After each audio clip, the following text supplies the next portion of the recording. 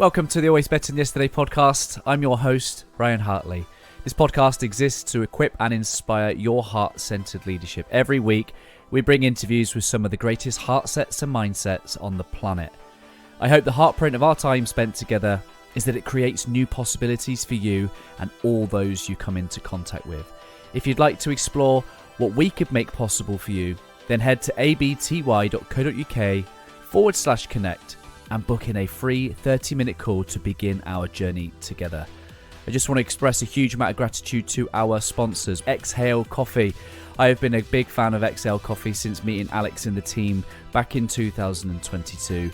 Exhale is the first coffee to be sourced, roasted and lab tested specifically to maximize its antioxidant and anti-inflammatory potency. An independent lab test has shown that 1 cup of Exhale Coffee has the same antioxidant power as 1.8 kilos of blueberries or 55 oranges. I'm a huge fan, and Mrs. H loves the decaf, especially because she knows that Exhale use the mountain water decaffeination process, which uses only pure glacial water from the highest mountain in Mexico and no nasty chemicals. Simply head to exhalecoffee.com/ABTY for your special offer. And lastly, before I introduce this week's guest, please do subscribe to the channel if you haven't already. It would really help us leave a greater heartprint on this world. On episode 276, what an honour it is to welcome David C. Olcott back to the podcast. David was first a guest at the back end of 2023. We had an incredible conversation all about his company, Samurai Success, and his book, Swords of Illumination. And something really resonated with me about David and the conversation that we had, as I know it has with many of you that have listened. And I was fortunate enough to embark on a journey with David. David has become my mentor and my coach over the last 9 months, and it has been an incredible journey. I know that there is so much more depth to the Swords of Illumination and the work that the Samurai Success team bring to the world. It isn't just the mindset coaching. There's an incredible service offer that includes mindset coaching, business coaching, finances. It's the full shebang, and I've never seen or experienced anything like it in the coaching world. So it's been a joy to journey with David and the team. It's been a joy to bring David back to the podcast so that you get to experience some more of the depth and the richness that David and the Samurai Success team bring to this world. I hope you get to experience that in this conversation. It's episode 276 with David C. Olcott. David Olcott, welcome back to the Always Better Than Yesterday podcast. How are you, brother? How are you, Mr. Ryan? So good to see you, man. Oh, man. Like, when we had our first conversation, I remember reading your book and it said there's a sense of destiny to this conversation. I couldn't have emphasized it anymore. Like, man, something happened on that conversation. Like, it just changed my path forever. Yes, and on our side too, man. And getting to know you over the last couple of months has been extraordinary, man. So thank you for that. Thank you, man. Well, don't tell my audience, but like the first time I interviewed you, I've got really good at like skim reading books, like super like I've got really good at like skim reading books, giving the impression that I've at least obviously people are listening, they're like their worldview of me is come rumbling down right now, right? But I've got really good at like at least giving the impression that I've read cover to cover, and and it's safe to say that when I really started to do that with this book, like things started changing, man. Like when I properly sat down with a highlighter and started to read Swords of Illumination for the second time, but the second time properly, man, it's like opening a portal. It was like it was just parables and stories and examples that just set things off. Just set things off in, I guess, the subconscious, the conscious, and all things in between. And yeah, man, like wow, what a body of work.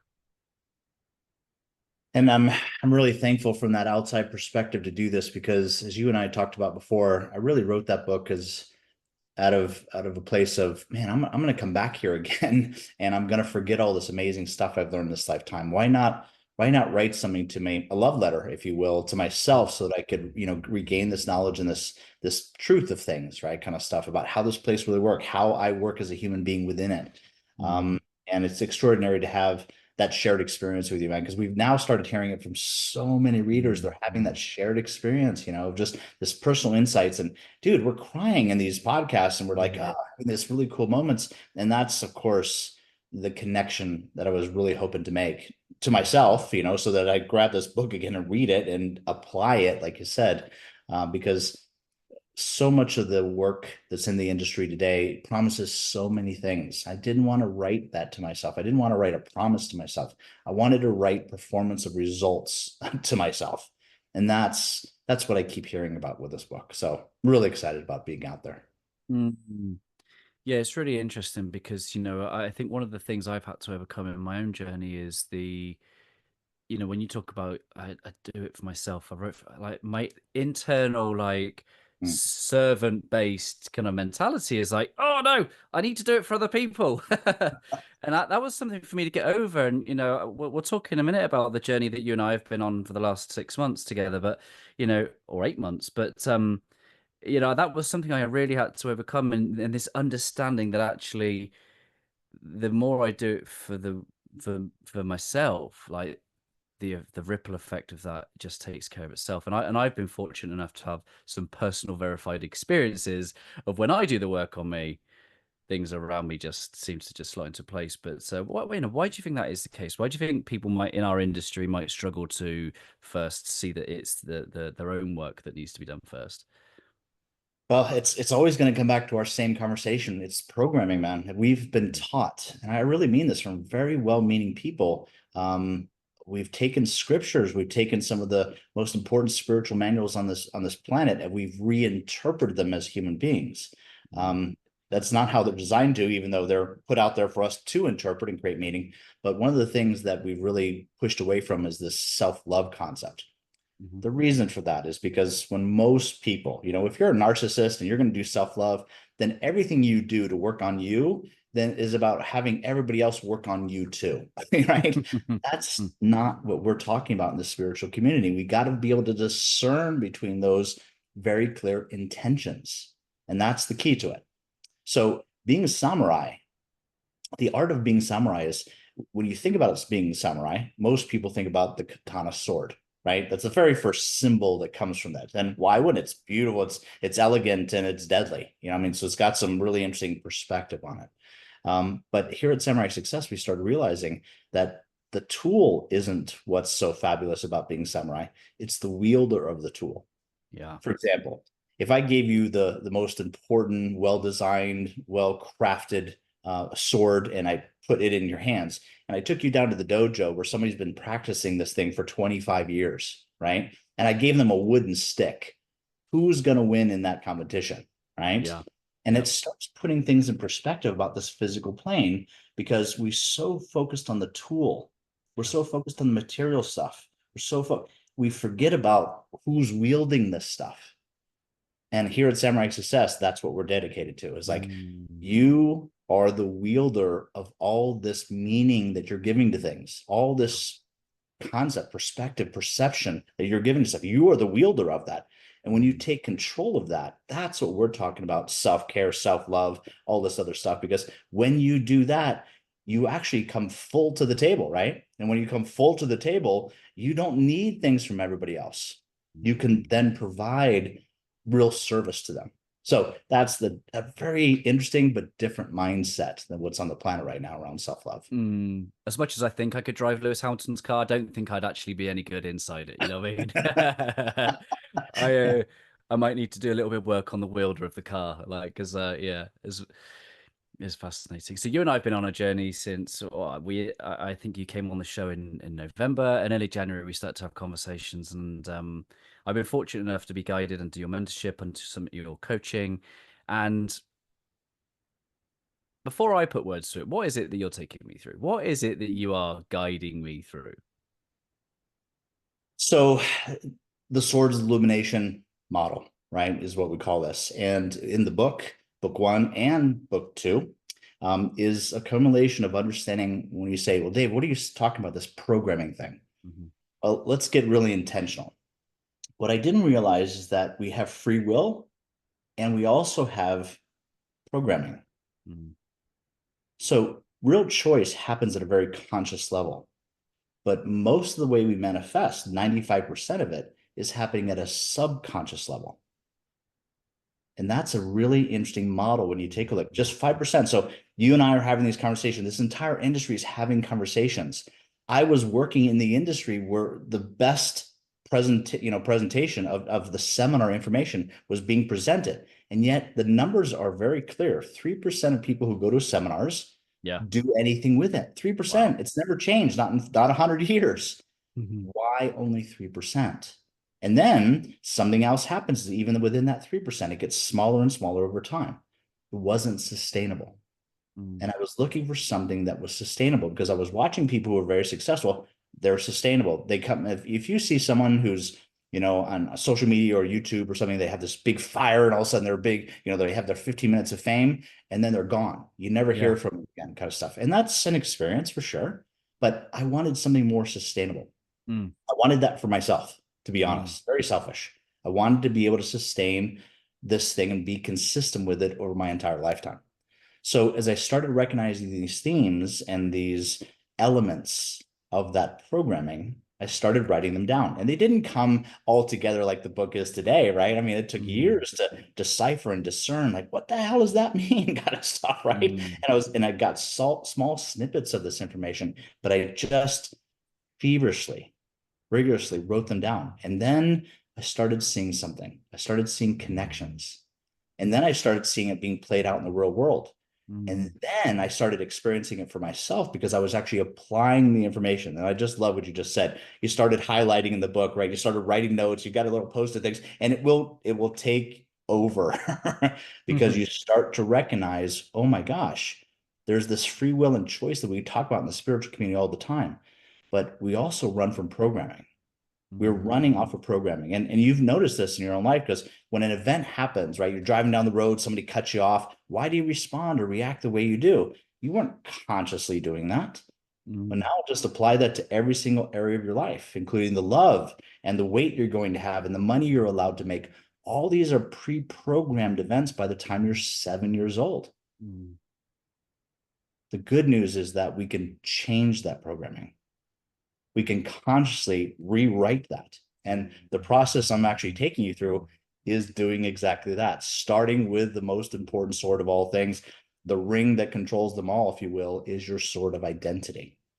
Who you say you are sets the stage and foundation for all this stuff, your mission, your purpose, your outcomes, your roles, your focus, your questions, all that is set once you decide who you choose to be. Now, the alternative to that is choosing an identity that someone else has created for you. And that is an experience of life for sure. But for most of our clients, it's a very painful one because they're not living this life of what we would call fulfillment. They're living an identity, but it wasn't something they created. It was something that was thrust upon them. They said society did it, their family did it, whatever. But remember, at the end of the day, you still had to make a choice around that. Swords of Illumination give us as a society a new opportunity to remember who we truly are and to apply that creativity around creating one of the most important things you're ever going to do in your lifetime, and that's creating your identity. There's an inbuilt feedback mechanism to that. When we're off path, we're off identity. What is that inbuilt feedback system? Well, it's interesting because in society, we call it feelings. At Samurai Success, we actually know it as languages. So the universe talks to you in a language. Your soul talks to you in a language. Your ego talks to you in a language. Your mates, your friends, they all talk to you in language. So which one of these should I be following? Because it's feelings. They're all expressed in feelings. When you sit down with your best friend and they're having a good day, bad day, they're expressing this story in this feeling state. Whenever your soul talks to you, it actually comes through in feelings. When your ego talks to you, it comes through in feelings. But it's still a communication. Right now, we're under the impression as a society that our feelings are the truth of things. That's not how I understand it. When we get a feeling, imagine it's a truth about something, not the truth about something. And what it really tells us is here at Samurai Success is that when you have a feeling about something, it's like an alarm clock. hey, pay attention to me. Something is not fitting right. Not something is not congruent. Something isn't going on. It doesn't mean it isn't a good truth or a bad truth. It just means it's a truth to be able to pay attention to it. And some of us, we like hit the snooze button. Yeah, I got that feeling. Just gonna put that away and shelter it, right? That kind of stuff. Yeah, yeah. And it just keeps going off because the universe is so loving, man. It's so relentless that it will not give up on you. That's a beautiful thing to say, and also a painful thing to have because as long as you keep hitting that snooze button, it doesn't matter. The universe is going to keep sending it to you in Well, language that's going to make yeah, sense to you, a feeling state. yeah. And the irony of the conversation we had earlier today is if we ignore that, for us stubborn folk, the intensity increases. The intensity of those. So you've noticed that as well because I'm so stubborn apparently that I have to have these languages and feelings just high intensity. Like if there was only up to 10, mine's at least 11 or 12 every single time, But that has to do with the universe knowing me so well, right? Yeah, yeah. Yeah, that's powerful. One of the first things that I remember you talking about on our first conversation was about getting the hell out of the way. And you have a terminology or a process for that, which is called clearing the mechanism.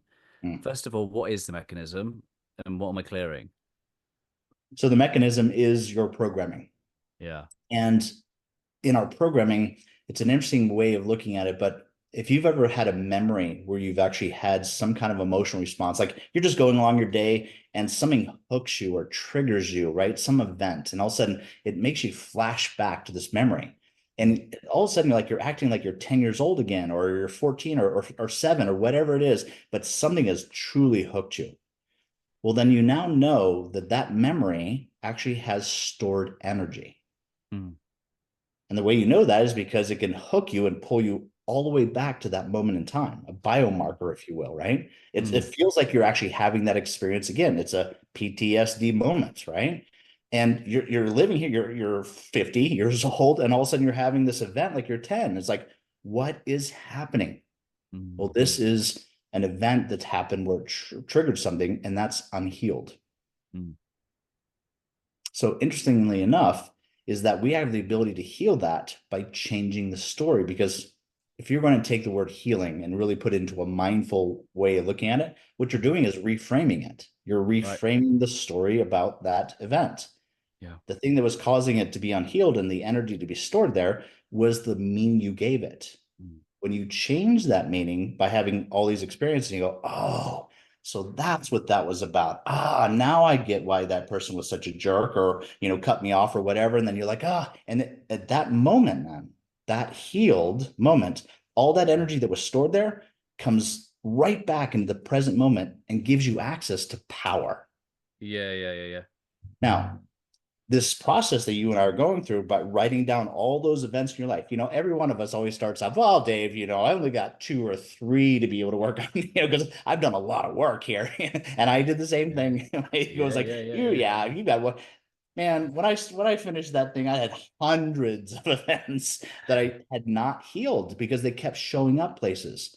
And a lot of them showed up in my dreams, my subconscious dreams, right? And I was like, wow, so every single time I had one of these experiences, I was writing it down, realizing that was unhealed. Why would I want to heal it? Well, whatever way you want to put it, I want that energy back from that event. I want it back here because if I'm going to be empowered, like we all talk about these cliches about empowerment and spiritual enlightenment, you've got to have power. You got to have energy to do that. So if I can recapture all that energy of that, all those 5 events or hundreds of events, and just keep healing that and pull that right now, man, I am full of energy. And what can I do with that energy? I can refocus it on what I want to achieve. So taking you through that process is something we do with all of our clients so that you can regain that power and then use that power how you want to do it moving forward. Man, it's been a wild ride. Like, Mhm. I remember the first time you asked me that question, just part of my homework was just to track and monitor all those events in my life. And trust me, when I was brave enough to entertain the question, my subconscious wanted to let me know all of those events. Like I was at traffic lights, and it was like, oh, what about this? What about this? What about when you did that horrible thing to that kid at school? What about? I was like, oh my Lord, like I have got a lot of stuff to sit here with, like, and it was incredible once you're brave enough to ask those questions and really, and I hear a lot of words that you use, within your business. I'm fortunate enough to spend time with you and your team, is that you talk about, commitment, and when you're really ready, and the pursuit of mastery. There's a sense of that this is for everybody, but it's not for everybody, Mm. because I think it really takes, much like the students that head to the School of Aspen in the book for to become samurai. It really has to be a conscious, intentional decision, because it requires, it's hard stuff. It's hard stuff. The amount of times you set me homework and I've gone, I don't want to do that. Don't want to do Understood, that, man. Dave. And Understood. my energy's come back at times. My energy's been low at times. Like I've been emotional at times. Like, man, it's been a wild ride, but it's incredible stuff. It is incredible stuff. Um, One of the things that you alluded to earlier was is character. I think that's been a wonderful conversation that you and I have had quite a lot, which is about developing I think I shared a quote from Eric Thomas, which is that your talent will take you places Oh, your yes. character will not sustain you. And it's become quite a great one-liner to for us both to, you know, meet in the middle on, as this understanding of, the pressure, and having this bubble of this strength of my own identity. Because maybe tell us a little bit about maybe I love the bit where you talk about as you ascend in your greatness, so will the pressure on being congruent to who you truly say you are. I think we can understand that at a surface level, but what really goes on at a spiritual level within us as we ascend pressure? Well, it's interesting because I think a lot of us in this community, me included, was, well, if I just get my house in order, Ryan, right? If I just get everything signed, I do all this healing work, I'm not going to have to deal with all this crap anymore. That isn't what's happening. And the reason why it's not going to happen is because the event still happened, but my experience of that event has changed. Yeah. And that's power. That's control from my perspective. I stopped wanting to change the events, change the world kind of stuff. And I've now changed my experience of the world. And because of that, I stay incredibly resourceful, and I can Mm, see opportunities where I used to be blinded by things because I was so in my stuff. I was so rageful or upset or stressed or whatever. And the mind chatter, Ryan, my God, the mind chatter has been so much better since I've been doing this work. I'm mm, not caught in this whole tapestry of things constantly going on in my head that just, why am I having this conversation? I'm not resolving anything. And I was just caught up in this stuff. And while I was doing that, I wasn't listening to people who were right in front of me. mm, I will tell you, the level of mastery that I'm pursuing this lifetime is about truly being present with people. Like mm. you and I right now, man, there's nothing more important in my life. With everything I got on my calendar and my team and everything is Yeah, the yeah, books, yeah. the second book, we're writing this, and none of that is important right now, man. You are the most important person on this planet. And that's the connection I want to have with you right now, Mm, right mm, here. mm, Now, 5 minutes after our phone call, I might be jumping on another call with somebody else, and I've got to make that most important. And the way to do that is by making sure you get the hell out of your own way. Because when you're caught up in your stuff and this mind chatter and all the things that you are thinking about, and you're, did I finish my taxes? Did I turn off the toaster? What, man, that stuff does not let me be present. mm, So being present is such a key aspect of this mastery, path that we're mm, on, kind of stuff, and really getting to this place of ascension, right? We all talk mm, about the stuff in the spiritual thing as ascending, becoming an ascended master, those kind of things. Well, what does that really look like? Well, when you mm, take a look at the physical plane, there's this differential triangle that we talk about here at Samurai Success. And it's perfect time that we're talking about this because the Olympics are just completing, right? mm, If you want to see high level human beings at performance level competing against other people and creating pressure to be able to succeed, there it is. I mean, those games, whether you like the thing that was happening or not, whether it's all the controversy, that pressure mm. is what you really see character from. And there's great quotes from so many different people. But if you really want to see someone's true character, put them in power. Yeah, because then things become real. So interestingly enough, as we ascend, when we go from good to great to extraordinary to a life of superstar, being elite or GOAT, right? Legend of GOAT, greatest of all time. So you're going up this triangle. Well, as you're going up that, you're actually ascending this pressure elevator. And you're in this box, if you will, this character box called a prayer field. And who you say you are is part of that character, your identity, your mission, your purpose, the roles, your intention for this place. So as you're going through this escalation of pure potentiality, it's also dealing with pressure. The interesting part in this physical plane, as you increase that pressure, so does your value. Yeah. I mean, take a look at this. I mean, we actually standardize it in the Olympics, right? If you're the best of the pressure in that moment, in that day in track and field, you get something called a gold medal. And if you get silver, or if you get bronze, or you're not even on the podium, and you're competing against people at high levels of pressure, that's when your true character shows up. Now, you don't have to wait till the Olympics. You could be right at home because you just come home from work and all of a sudden the kid comes running in with something and they're so excited about that. They've waited all day for dad to come home, mom to come home and share with you their imagination that they put on a piece of paper. And you're so caught up in your stuff, right? I'm so caught up in my stuff that we look at it, hey, man, that's really nice. And we move on. We didn't deal with that pressure. And we missed that opportunity for really having that personal connection. That's when true character shows up. And it's an opportunity for all of us to work on, believe me. Because there's plenty of times where I go in a situation where I realize right after coming out of it, nope, I wasn't ready for that level of pressure. But now I've got something to work on. Why wasn't I ready? What was missing in that element? How can I be better the next time? How can I be my best for that situation? So that's the opportunity about understanding that model. And what we're really doing here is building that character, that identity, and being very clear about what we want. Because in that moment, that pressure is designed to be able to test that.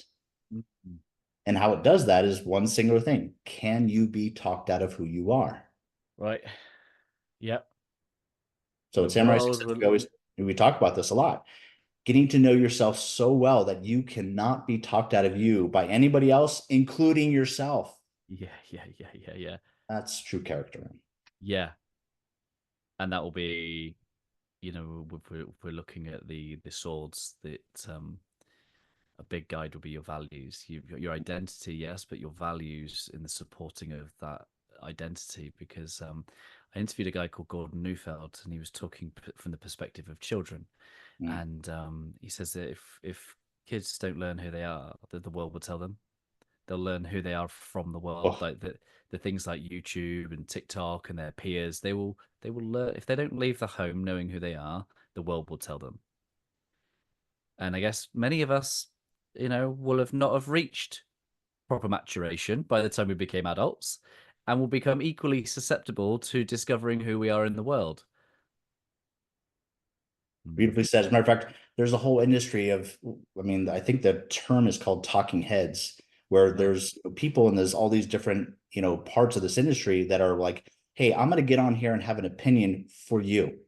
I'm going to tell you how you should be thinking about this agenda, this political person, this party. And there's all these people wanting to tell you how you should feel and have an opinion and control that narrative. This is an opportunity for us to get back and get out of the chaos, stop the madness, because there's another source to listen to. And it isn't located here on this planet. Well, unless it is. But we have access to a different source. We could turn off the YouTube and all the talking heads and listen to your dad, your mom, your friends, all this other stuff, and get to source. I'm talking about your soul. And your soul will never lead you in anything else but absolute abundance and love. And so this is what we're after, but we keep listening to those talking heads. Why are we doing this? Because our ego wants to be right. It wants to belong. It wants to do all these other things. So you and I have been born. Every single one of us is born with a soul. And that soul is connected to source. Mm. And if I can figure out how to get the hell out of my own way and just let my soul resonate with that, then I can download all the solutions. I can download if I should be afraid of something, if I should worry about something, is the world going to end? All this chaos and all this conspiracy stuff goes Mm. away. Mm. It really does, because now I just go to source and they go, no, we're okay. Yeah, Stop listening to that. That's attempting to motivate you toward an agenda. yeah, You sure. can feel it. It's different. And so people are like, why are you not upset? Why are you not worried about this stuff? Because I checked in with source and I'm good. We're good. It doesn't mean I don't prepare for things. It Mm. means that I don't worry about things. Mm. So I remain as a warrior versus a worrier. Mm. That's my identity that I've chosen for myself. Yeah.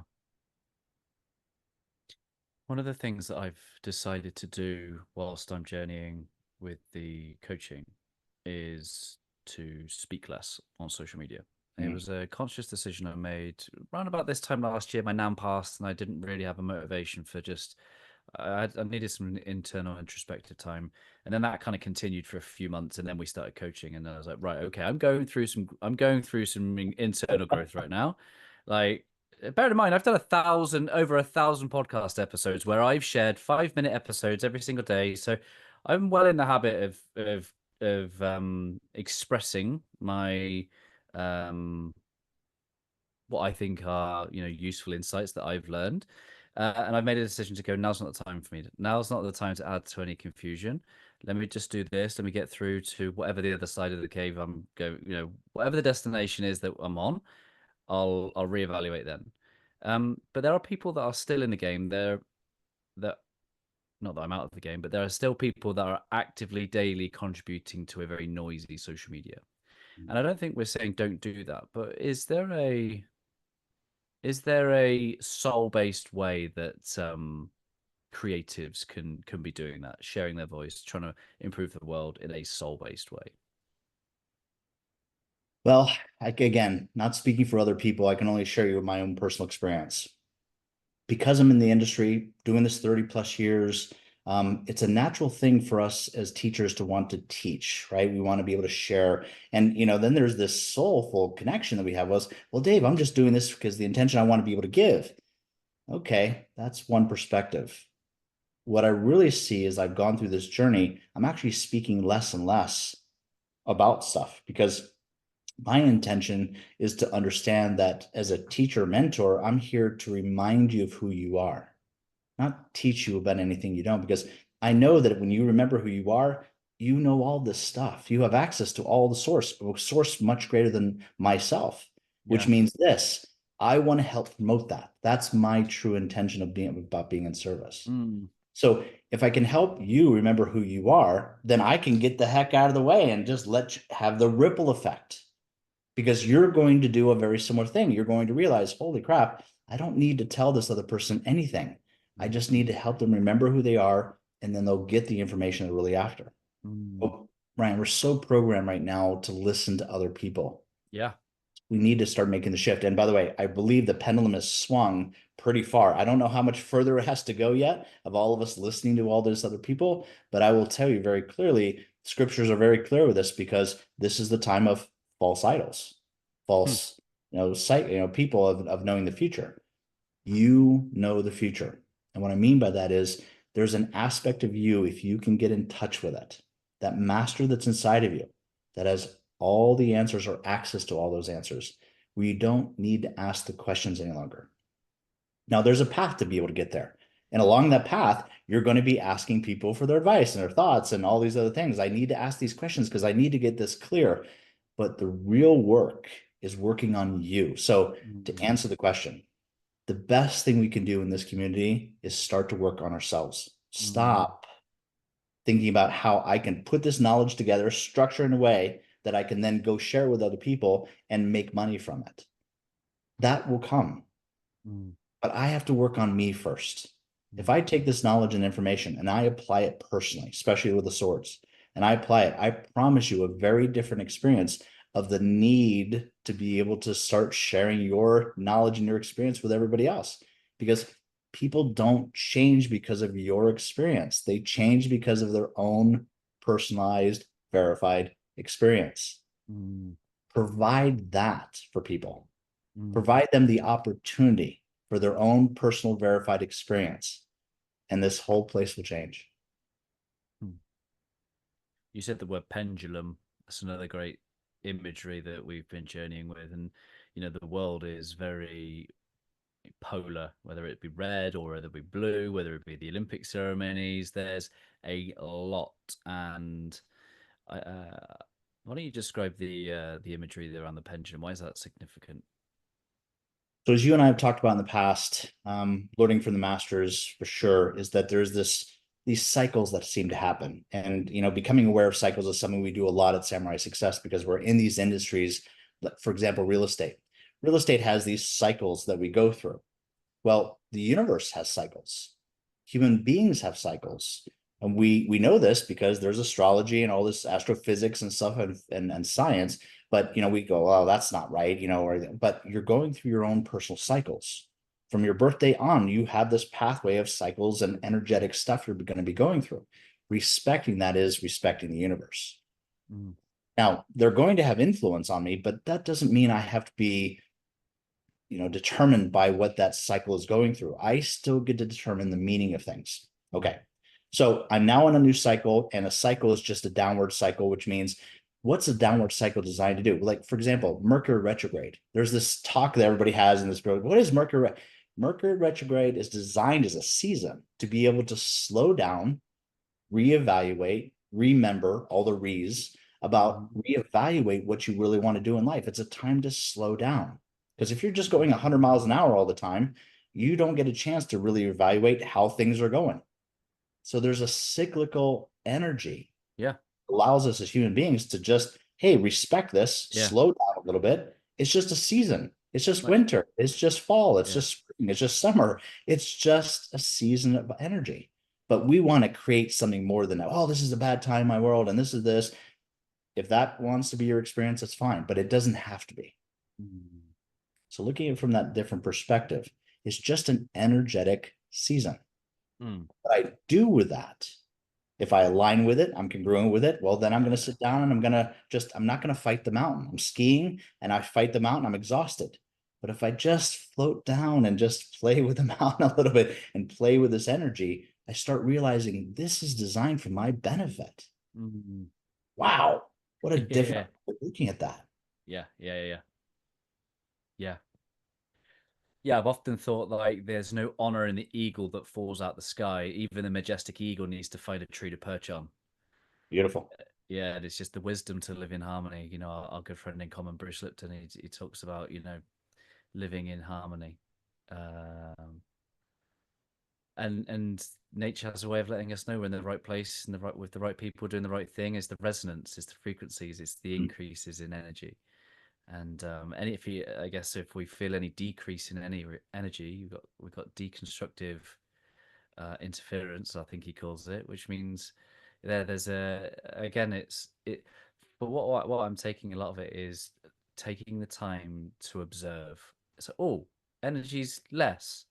Observe, and I guess the great thing of Swords of Illumination is I've got almost like a check-in process to give. Where am I out of alignment? Or as Yoshi might describe it, where is his wheels out of balance? The Mm-hmm. wheel of balance is such a great imagery. I was in the woods the weekend and I saw this little trike bike thing, and it really just brought. I just imagined this little monk Deichi just running around the woods, like, because it was just great symbology. It was a fantastic book, well written, well written. Um, one of the um, one of the things that really resonated with me, or really kind of like captured my attention in the book with Yoshi, is that bit where his initial intentions for wanting to become samurai were very much revenge. I don't want to give too much away, but there's some tragedy that happens, and his fuel, his why, his mission is to seek revenge, and the purpose of him becoming samurai is for him to be able to exact that revenge. But his life sort of changes as he goes on this journey of becoming samurai. He, learns a lot more about himself, and he gets a bit of a love interest, and he's having some dreams around the pull that he's experiencing between these two future states that I imagine that he wants to create, and and and he starts to suffer because he's living a this or that mentality. Like so many of us are living that it's either this way or that way, and it creates suffering. And how do we step out beyond that? What else is there, David, other than this or that? So what's beautiful about this is the symbol that's right behind me, this yin yang kind of thing, right? Yin yang, is that in our Western culture, we believe in the coin system, right? So there's a heads or there's a tails, right? It's a coin. It's just one side or the other. And you have to flip it around to be able to get the, new experience of that. Where the yin yang symbol shows both those opposites, if you will, on the same side of the coin.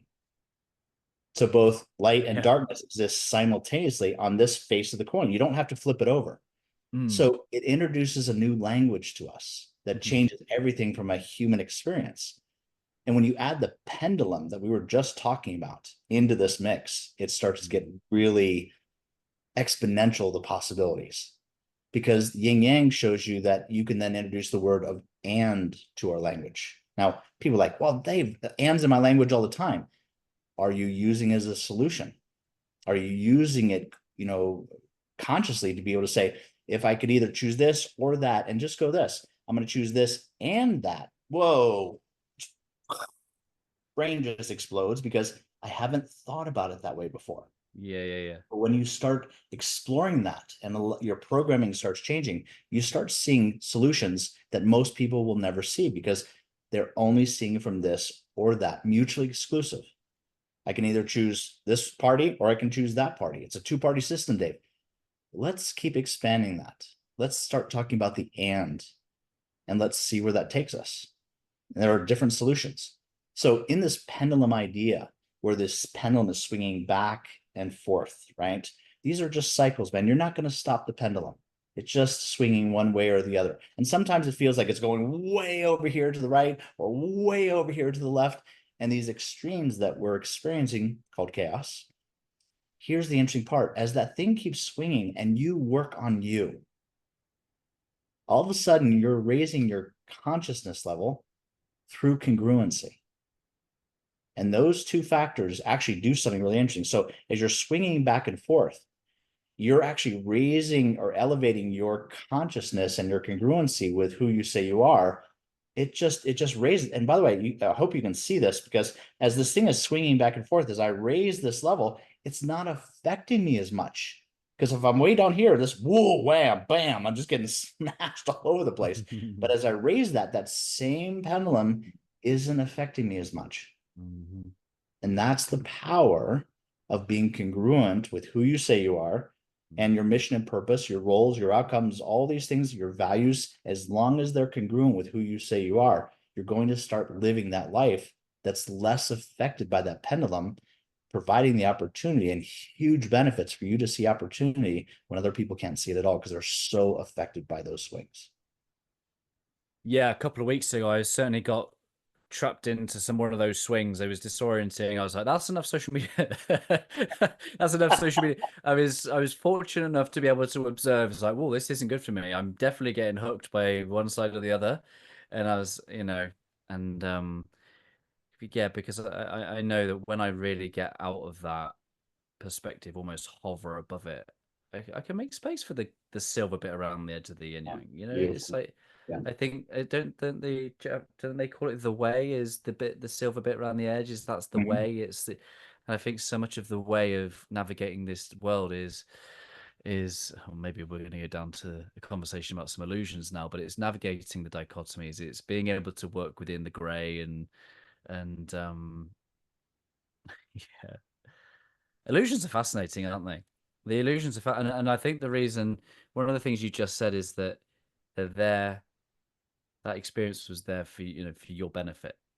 And that has been, you'll know your mentor, obviously Neil Donald Walsh. He's been on the show a couple of times, and last conversation we had was more focused on the illusions. And the great thing you've helped me realize is that they exist for my benefit. They exist for my benefit. And it really takes some understanding what those illusions are so that you can almost dance above them. And when we, for listeners that haven't listened to the Neil Donald stuff, go and listen to that to get some foundation understanding to what we're saying, because we're not going to do it justice here. But when we realize that we're all a small droplet of the ocean, a small aspect of divinity, I think much of the spiritual community thinks we need to dissolve the ego, give it some ego death. And one of the great things that you've helped me kind of journey with is it's about integration. It's not killing off the ego. It's about allowing it to have the experience, but not being the master, not being the one that's driving the show. There you go. You using your ego as opposed to it using you. And those four pillars that we talk about a lot, right, which is the mind, body, soul, and ego, is integration of those four things into a fifth element. And that fifth element is who you say you are. So many of us are walking around, on the planet today doing things that really aren't in alignment with who we are, but we keep saying, well, that's just who I am. And you can hear it in their voice. You can hear it in my voice whenever I said it. That was like, well, you wouldn't say it that way if it really was who you are, because you can hear the tone, right? The disgust about it. Like, well, that's just who I am. That's not congruent. It's telling the receiver, like, hey, you're asking for some help here. Let's see what I can do for you. But we're walking around in this fog of these illusions, and they're magnificent. It's probably some of the work that's had the biggest impact on me is recognizing this place has illusions. And believe me, it feels real. It's very painful. I get it. I understand these. I've had my own personal things that I've had to move through. But how I got through them was realizing that I get to determine the meaning of things. And once I understand what the illusion's purpose are, which is about allowing me to have these experiences, because without them, I can't have it, then all of a sudden I stopped wanting to eliminate them. And I just wanted to start using them, just like my ego. Ryan, listen, my ego has protected me my whole life. I'm so thankful for it. But I don't let it use me any longer. And when it does, and believe me, it attempts to take over, I just go, thank you very much. I love you. And I'm going to take this in a different direction. I have that conversation with myself. I know it sounds strange, but you're having those conversations with yourself. You're having these internal dialogues all the time. Mine is just clear because it doesn't have all that chatter that goes along with it anymore. That, like, who am I? What's going on here? What I have to make a decision. None of that stuff, because I realize it's all part of the illusion. If I just rise above it, not from a place of superiority, but I rise above it so I can observe it as opposed to evaluating it. It puts me in such a beautiful perspective to recognize, oh my gosh, that was just given to me. It was just sent to me so I could have this choice of experience around that. So good, isn't it? And we didn't talk about this earlier today, but one of the readings I had over the last couple of weeks was, I think it was the Illusion 7, Illusion of Condemnation. And it talks a lot about the condemnation is built upon the illusion of that there's death. And once you get past the illusion of that there's no death, you get to then, I mean, this is a heavy concept. You go and listen to the conversations with Neil. But once you get to that understanding that there's no death, just a change in energy state, you then get to use the illusion that death exists so that you may live. Yes. It's such a, when you really get to revel within that, when you really get to revel within it, oh my God, like, I'm grateful for this. This every moment is a dying, because it's like, well, because I then get the opportunity to live. It's like we're all living. We're all living. We can't do anything about that. But how do we know? How do we really know? And it's a bit of a mind bend, but when you really get your heart and your mind around it, it's just like, wow. So I get to enjoy an illusion that makes me feel like there's not enough of this life, so that I make the most of this life. How great is that? What a beautiful example of this and that. Yes. Right? Because that's what you just did there. That was beautiful, man, because there is life and there is death. So that people are living, but do they have a life? Yeah. And that is a very big discernment for most of us, because if you're not living with purpose and you're not happy, that's a tough life to live. And everybody says, well, no, I want to be able to do this. I want to be happy. I want to do this. Well, then you have to start looking at the world differently, because it's all designed for your benefit. It was purpose built for you to come here and have these experiences, things, but we've forgotten how to use it. Yeah. And we've weaponized the stuff we do understand. And we've then lost faith in the rest, that a loving God would never put us on this planet without putting structure in place that does nothing but benefit us, including this concept called death, which brings us right back to being samurai. As a samurai, right, as a warrior samurai in the Edo class or any of them, the very first thing you had to do was contemplate your death on a daily basis. It was part of your work, man, part of the wielder of being samurai. You contemplated and wrote poems, haikus about your own death, so that you could truly let go of that and truly be present. Because if your mind in battle is on death, the opportunity for you manifesting that is massive. But if I just wrote down my own death, my own obituary, and by the way, this has been in our seminars and tapes, is write down your obituary. How do you want to see people? This is ancient, brother. This isn't new. This is something we took from the samurai, which says, as a warrior class, and I'm sure we could go into the Vikings, and every warrior that's ever been existing on here is like, I'm going to write my death song. I'm going to write how this is going to do. So I let go of that, and I can be here with you now. Come on. It's magic. Yeah.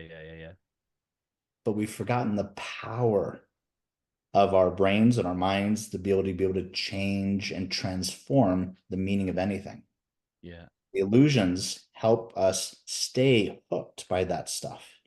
It's overcoming those illusions that allow us to truly express brand new essence of who we say we are. For listeners and watchers of this on YouTube, clearly there's an incredible amount of spiritual depth that you would expect to find in some sort of monastery, or probably that's not the right word, but in some real spiritual camps, right? Yeah, I imagine you're like my monk, you're like my deichi, and yet you're here in your corporate setting, and the journey I'm going on with you, not only are you a master and a guide of some of these incredibly life-changing spiritual principles, but there are two other aspects of the Samurai Success Coaching model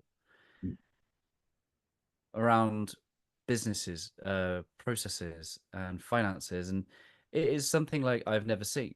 It's like you've let me see underneath the hood of something that I've never seen before, and it is truly remarkable. And I've got to spend some time with people whose lives you've helped change, and they are creating lives of fulfillment. They are creating freedom. They are creating, significant amounts of money. They're living their life of balance and destiny. And I feel grateful that I've been able to speak to some of these people. And I don't think people, will have known that from listening to maybe our first conversation or this conversation. I certainly didn't understand it from our first conversation. David, tell us a little bit about how you serve the entrepreneur, and how you have developed this incredible wraparound coaching service. So entrepreneurs, true entrepreneurs, I'd say, because there's this idea that we think there's a lot of entrepreneurs on the planet. There's a great book about this called The E-Myth, right? People who want to be entrepreneurs, because we tend to celebrate them a lot, but true entrepreneurs are very rare. But I will tell you, there's a signature for every entrepreneur I've ever met. That's over 450 companies, right, that have their own individuals that, unless it's their idea, they're not doing a damn thing with it, man. It's got to be their idea. So that was our first challenge as coaches, because here we are set up in an industry that says, hey, I'm supposed to tell you what to do. And it makes sense, because you came to me, you're paying me this hourly rate. You obviously aren't reaching it. I've already reached it. I should be telling you what to do. Well, that becomes your first dynamic and dilemma, where you go this or that, and you don't solve the problem. So we had to take this and that and solve it differently. So the question then became, how do we talk to entrepreneurs and help it become their idea, even though it isn't, without manipulation? Because I've seen it done with manipulation, Ryan. I've seen it done with the NLP community. I've seen it done in the seminar business. I've seen people go, and by the way, they feel justified in manipulating people because it helps them get to the bank or make money or get the girl or get the guy or get the house, and they feel justified at that. I wanted to see if we could do something different. Because I will tell you that the thing that I really dislike about sales is when I feel manipulated by somebody else, like they're doing it for their own agenda kind of stuff. And I was like, how do we do that and not manipulate people? Well, we had to build a system around that because an entrepreneur, for most of us, are very smart people. And when they see the results of their behavior, I can just show them, if you do it this way, you get this result. If you do it this way, you get this result. Which result do you like better? And it's always that way because whenever you have your programming, the people side of things and the way you look at the world, and then you do a process that supports that, you get a certain thing called performance or profit or some kind of metric. And you can measure metrics, right? So it becomes very clear. So in our financial team dynamics, we then combine all those three into a presentation that says, which do you like better? Well, Dave, I made $100,000 more doing it this way than I did this way. I think I'll stay with my way. No, entrepreneurs don't work that way. They're like, you're telling me I can get to where I want to go faster? That's the secret sauce. But I would never have seen that if I didn't think about the solution from a this and that situation. I would never have seen it because my brain was always this or that, mutually exclusive. That has to be their idea. How do you do that? Then I stopped thinking. I stopped using my ego and I went to source. I was like, here's my question. Ask and you shall, right? I went with a different question, a quality question. How do I help entrepreneurs become their idea without manipulating them? Now, I would love to tell you. I asked the question 5 seconds later, it was Clouds there. parted, Oh, yeah. The skies opened up. There was an envelope. FedEx delivered this letter to me. It didn't happen that way. It was small chunks that I just kept listening. I was so committed to getting that answer. I wouldn't let go of it. Right. And because of that, I kept asking the same question over and over. I just started getting smaller segments of that. And all those segments became what we know today as Samurai Success's algorithm: people, processes, and profits. And when you integrate that together, it was exhausting doing it the other way, Ryan, because I was using all my experience and all my emotions and all of my everything to be able to convince people of stuff. Now we don't do that. I've got all my energy back. I'm not having to convince you of anything. I just simply show you that when you do it this way, this is the results you get. When you do it this way, this is the results you get. And interestingly enough, I remember the first time I thought about it was a movie called Days of Thunder. And there was a track coach, right? Robert Duvall, who was Tom Cruise's coach, right? Basically, this is Daichi. He says, listen, you're so fast going around this track. I'm going to have you go around this track, doing it any way you want to do it. And then you're going to do it the way I'm going to tell you to do it. Yeah. On the track, do you remember the scene where all of a sudden he's driving around and all of a sudden his tires were worn out by the time he came back in? And then he came back in doing it the coach's way, and he still had all these tires, and he went a half a second faster. Entrepreneurs are driven by results, but most of them have to stay with the story. They love the story. I made all this money. How much did you keep? I don't want to talk about that. So helping entrepreneurs truly get from the story of performance to real results of this is what this whole system is designed to do, because entrepreneurs truly want to be able to get to a place we call Project Dystiny. Project Dystiny is a place where you get to having enough time, money, and energy to do what you really want to do. And sometimes that doesn't mean working. Most of the time it means working, but without the obligation of having to work. And I will tell you that level of freedom that comes from that is massive, because you no longer have to work to pay your bills. You don't have to long to be able to do your retirement. You no longer have to work. And all of a sudden you have the choice of now falling in love with your business again, because you're no longer obligated to it. And that's the jazz that we have with this coaching system that we've created. And again, it's taken us 30 years to be able to put this together. That's why you haven't heard from us on social media. We haven't promoted it. I wanted to make sure it worked first. Oh, it works. I've spoken to people who've told me it works significantly well. Why do you think? Why do you think that? Maybe this comes back to our conversation around character to sustain success. Maybe the imagery of people who win the lottery don't end up keeping the money because they never learned how to keep how to raise it in the first place. Is that why some entrepreneurs don't know how to make? Maybe they've made money, but don't know how to keep it. I think you said a minute ago they don't know how to keep it. Why is that?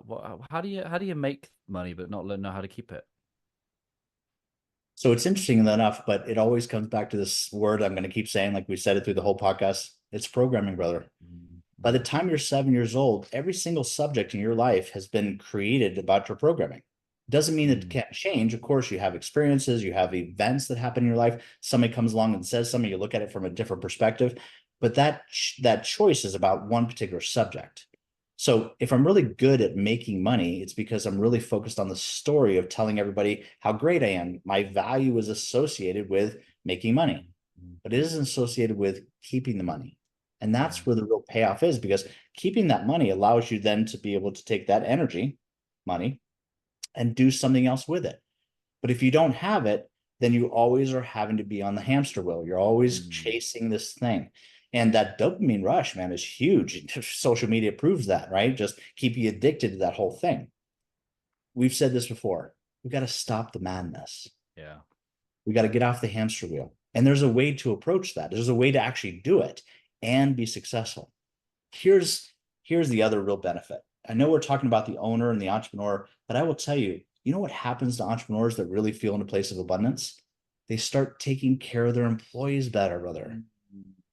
They start taking care of their family better. But I will tell you, all this talk about corporate America and the greed that goes along with it, the only thing that's happening there is that because they're programming, they're scared, they're fearful that something's going to happen, that they can't give that money away.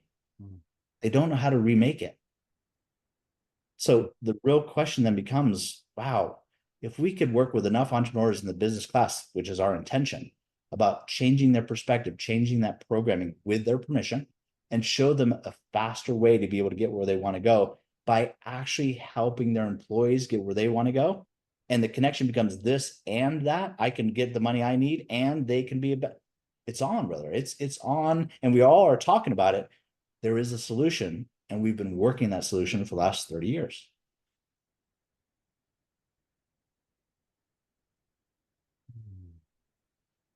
It's amazing, isn't it? Like, if I think about many of the business owners that I know, small business owners, medium sized, like, there's just, I tell you what, I had a wonderful conversation with someone who went to was it dentist school.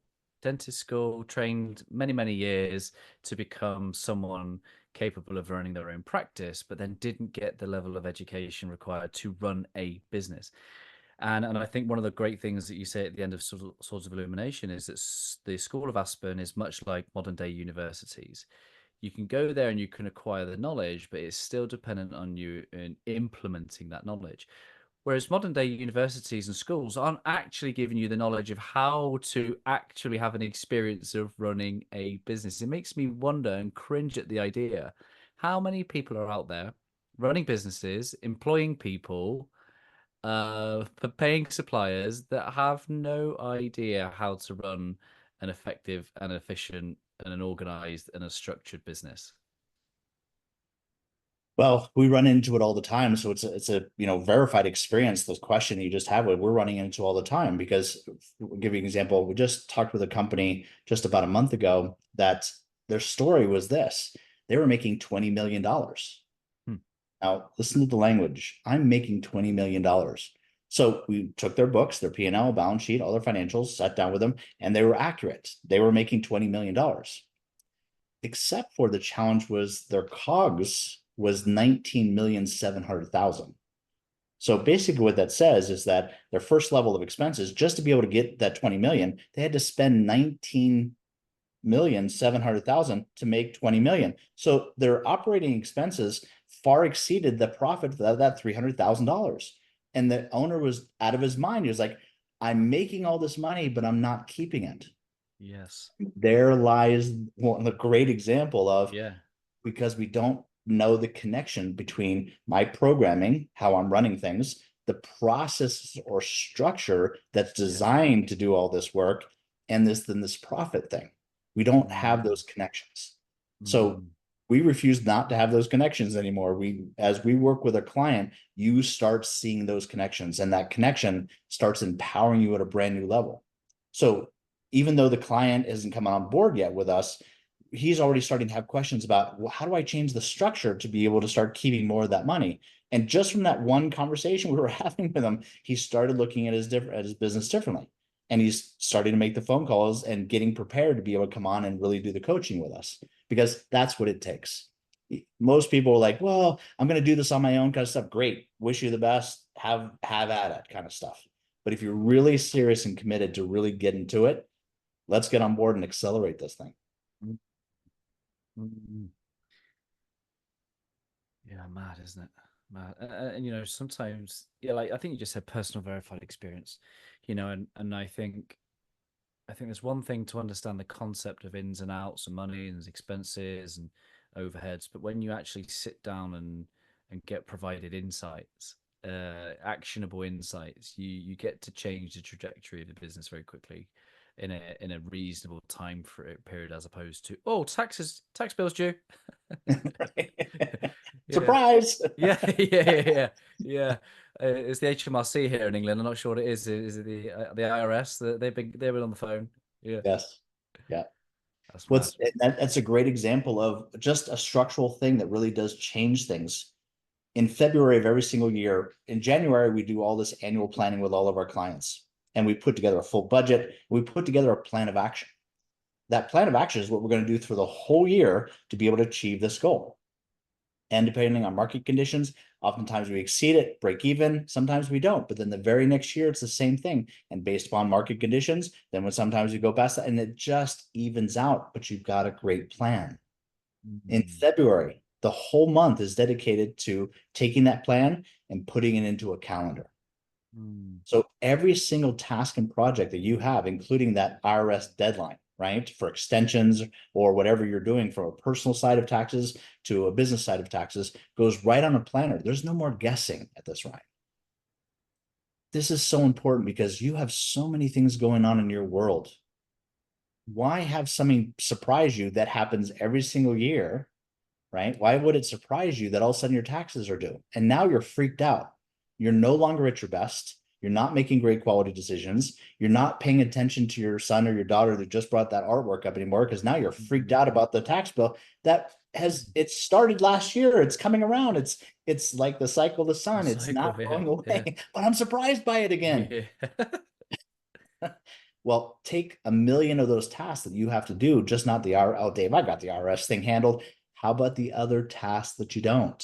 And we design an entire plan with all of our clients, and we put all those into a planner, and we verify that with you that you're working that plan. We're working because we're keeping you accountable to that plan.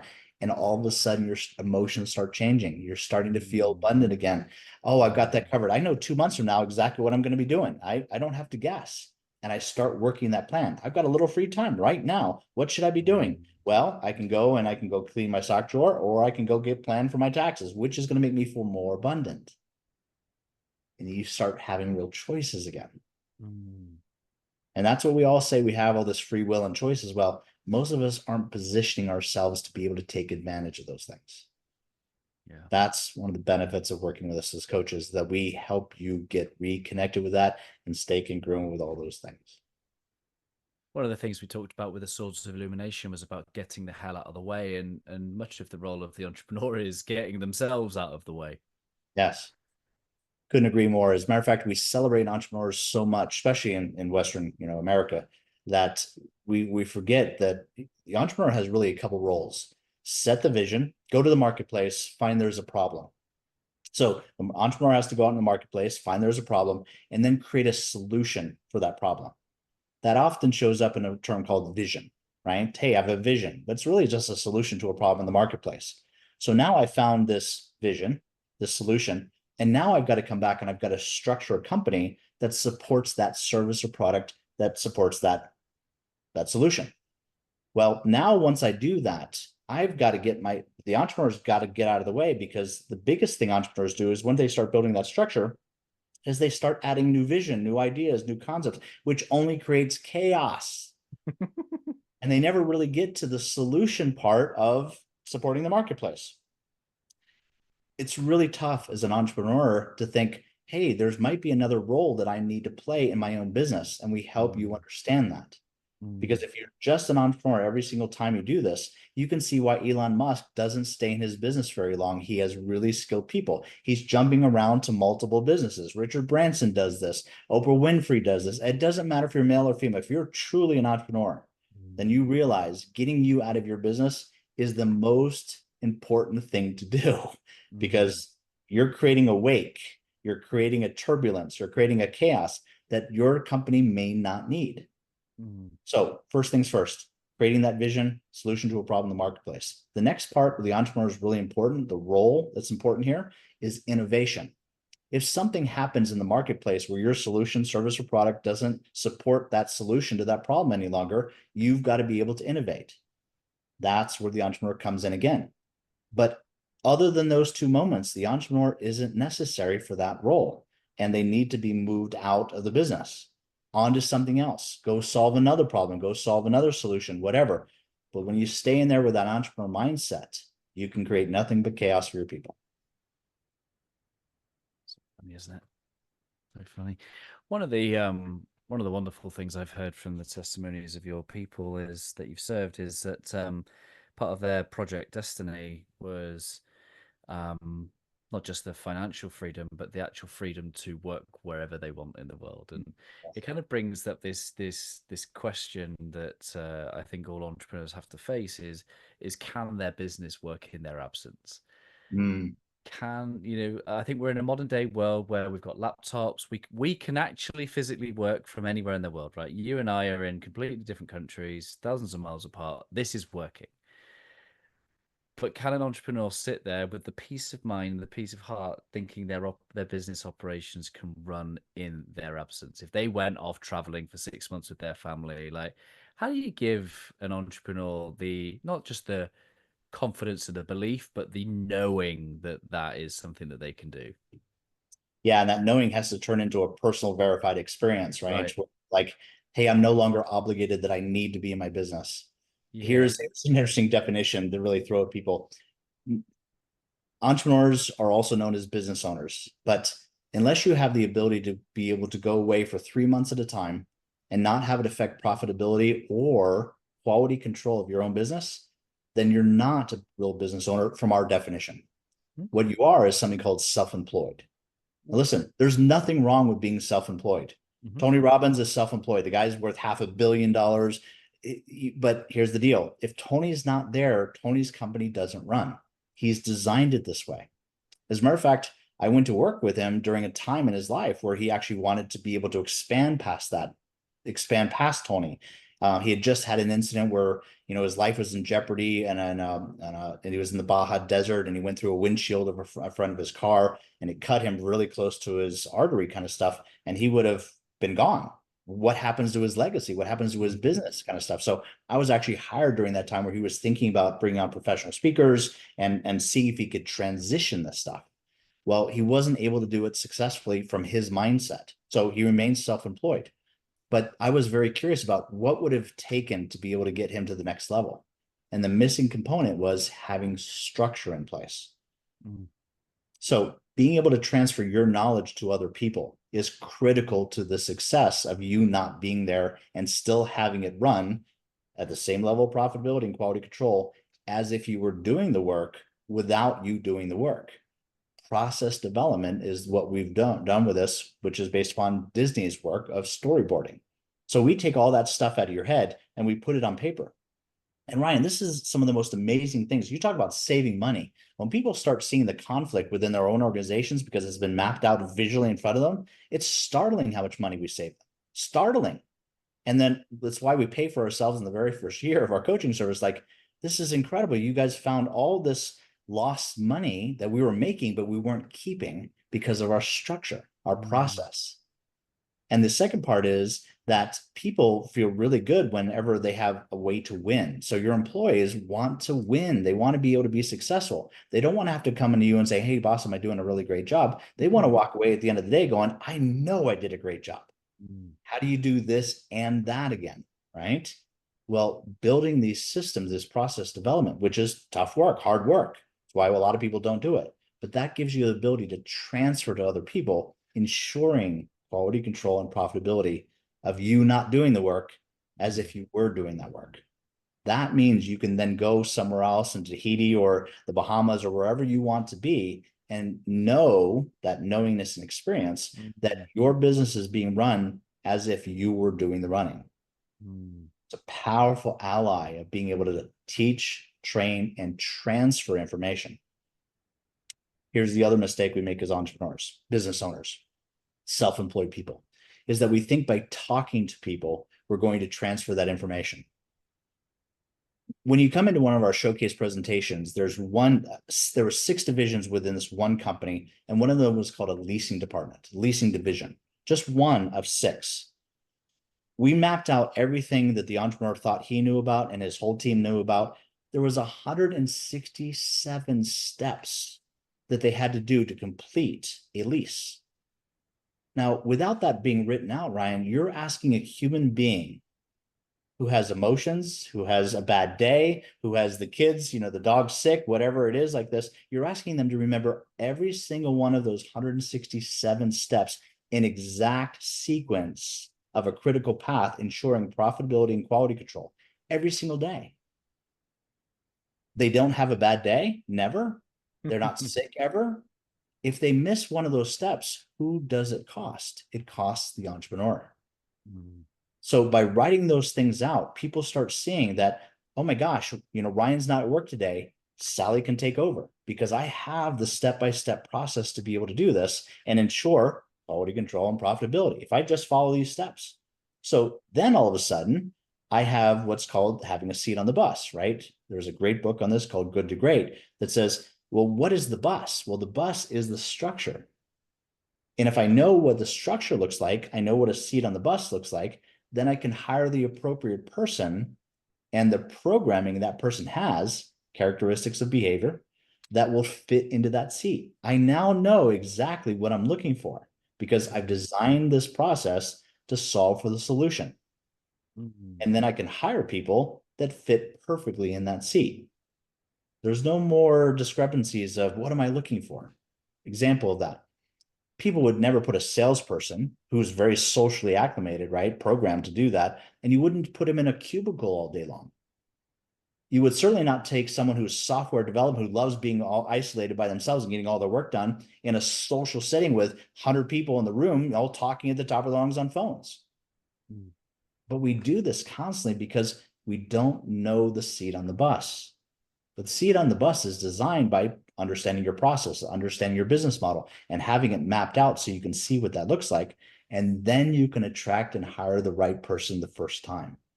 It's awesome to watch when people do this because the efficiency and effectiveness is real. All these cliches we keep talking about, duplicating people and making sure we transfer this information, this becomes real with the system, not just talk. And the powerful thing for people that are listening is that you will create your destiny, whether you have this stuff or not. Beautifully said, man. And that's a hard thing for people to come face to face with, isn't it? Is the realization that the destiny isn't just something that's out there; it's something we're actively participating in its creation with now. So let's bring that to life a little bit, shall we? You have all this wonderful structure and processes. You're going to create a destiny that looks like something close to what it is, your hopes and your dreams for the future. Don't have any of this. What might that destiny look like? It's an interesting way that realize that you're going to end up somewhere. Is it where you wanted to end up? Right? Because that's what we call destiny. Results over a period of time create this destiny. And everybody always says, well, how did the Beatles, show up? And they spent years and years and years developing their performance in shady, dark room places with all kinds of wild shenanigans going on. If you've read any of their, biographies and stuff like this, where they were in brothels, for God's sakes, playing in these, whatever they could do to be able to get their chops together. And their songwriting developed from those environments. And that's what made them so unbelievable. When they finally hit the stage, in America, we were like, we'd never seen them before. And all of a sudden, they'd had all these years of experience, though. So when they showed up there, they weren't novices. We were just uninformed about them. They showed up absolute experts in their field. Mm. That's the way our clients approach the marketplace. They're very hard to compete with because they have all this structure in place. And even though they get outbid multiple times, their brand and their consistency and their identity in the marketplace keeps showing up. It was like, we were going to work with you guys a couple of years ago, but we didn't go with you guys. And we're really sorry we didn't, because we had this quality control issue. We had all this trauma and drama from the other contractor. But let's go with you. And then they're customers for life, because they see their authenticity, they see their congruency, they see how they're doing it through this structure. It isn't just something they're making up in their heads all the time. They're following this process. And if you want to understand the formula of trust, it's consistency over time. So as a company owner, as an entrepreneur, this thing we call brand, what is brand? It's trust. And here's the thing about trust is that you cannot not trust someone. If someone shows up late paying their bills all the time, do you trust them? The answer is yes, I trust them to show up late paying their bills. Well, how about this one? This person, they show up late all the time and they're not paying their bills, but they convince you this one time they're going to get their bills paid on time. And you're like, no, you're not. No, you're not. No, you're not. And then you just break down. You're like, okay, fine. I'm going to trust you. And of course, it's Sunday and they're supposed to pay it on Saturday and it's not there. And who are you mad at? You're mad at you because you broke that trust. You knew this about this, folks. This is what happens to these companies with their brands. You build in the small communities. I don't care if they're big or large, it's still small, where everybody knows your brand. So why not play in that place where you can be really cooperative, where people get to know you because you can be so consistent. You can show up and you can actually do what you said you were going to do when you said you were going to do that in a consistent format. You're going to have customers for life. Love that. We've got business owners, we've got entrepreneurs that are listening. What should they do if they're curious to work with Samurai Success? We'll definitely reach out to samuraisuccess.com as our best source to be able to do this. We've got a lot of things going on Facebook and LinkedIn as well, kind of stuff. So those will definitely be areas that at least, follow up with to be able to get contact with us, and just reach out to our team members and tell us what you're interested in. Tell us what you want to be able to do. Let's see if we can be of service to you. Yeah, I love that.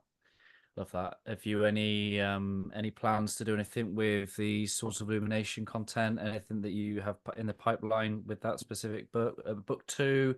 Any coaching related to the stuff that I've been going through? Yes, matter of fact, you're part of the first group of people that are actually going through the Swords of Illumination coaching system, designed the way it is based upon the book. But we've been doing this coaching system again for the last 20 plus years. So we've had the results that we're after. That's why we finally presented the book to the general public. It's like, okay, we know this works. Now we're going to be able to do this. But we're actually starting to move into not just individual coaching with people, but small group settings. So it makes it a lot more affordable for a lot of folks to be able to get access to that. And also just really puts people in a perspective of realizing, man, if we could start getting a group of people on this planet that really knew themselves again, remembered who they were, remembered how well we're connected to divinity, being at your best, really coming full to the table, how would this place change? I love that. Yeah, and listeners to the show, they'll be hearing in my tone, if they've listened to my voice a long time. I really believe in you and the work that you've done, and that's why I've spent so much time with you the last 8 months. I'm really grateful to be under your mentorship, and just be very clearly, David is not paying me a single penny for his attendance on this. Though I'm not here to sell anything. I am speaking from my own personal verified experience of being a reader of his book, first and foremost, that brought me to tears in my garden this morning, and his amazing coaching. So yeah, by all means, reach out to David and the team at Samurai Success. I'll put all the links in the show notes. David, is there anything I've not asked you about that you'd love to share? Man, just really love your evolution since I got to know you. You've always been a wonderful man, brother. And I know that you're really here to really make a difference. But watching you evolve and transform and really getting focused on you working on you has been a real gift. And just, I don't tell you this enough in our coaching sessions, man, but just huge props to all the hard work and the authenticity you bring to the table every single session. Yeah, thank you. Well, I know why you don't tell me in my sessions, even though I. You know me too well, brother. Yeah. Well, for the listeners, just so you know, I have a history of wounds of needing all the love and the validation, the affirmation. I'll have previously described as I used to come to the world for love, not from love. It's been my life's greatest lesson. And it turns out that my coaching relationship with David has been another area of, hey, here's some more stuff to heal. David's become a symbol for me of, oh, come on, give me some affirmations. Tell me I'm doing it. Tell me I'm a good boy. Tell me.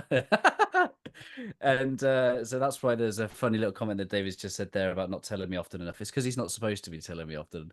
It's because I shouldn't be seeking it from him. But I've received that with the intention with which you shared it in a way that I didn't need it, and I'm gratefully receiving it. So, David, thank you for everything, my brother. I appreciate if you leave us a final thought from your good self. Final thought for good self is just give yourself permission to start working on you, because that is what will change this place. Let's go. I look forward to book 2. Thank you, sir. Hey, my friends, thank you for making it to the end. I hope that our time spent together today has left you a little bit better than before you push play. I'd really appreciate if you just took a moment to leave a review to allow me to meet more people where they are and hopefully leave them a little bit better too. If you're curious to know how I, through Always Better Than Yesterday, can serve you, your team, your organisation, then head to alwaysbetterthanyesterday.com to connect. And while you're there, let me know 1 or 2 things that you're going to do as a result of listening to this conversation. I absolutely love hearing your thoughts, your reflections, and the things that this spark in your own heart and mind. If you want more insights from my heart and mind, I do send out short episodes on a Monday, Tuesday, Thursday and Friday, and again, I hope that they serve you well. I appreciate you listening. I'm Ryan Hartley, host of the Always Better Than Yesterday podcast, a podcast for heart-centered leaders just like you. Keep leading, my friends. Always love.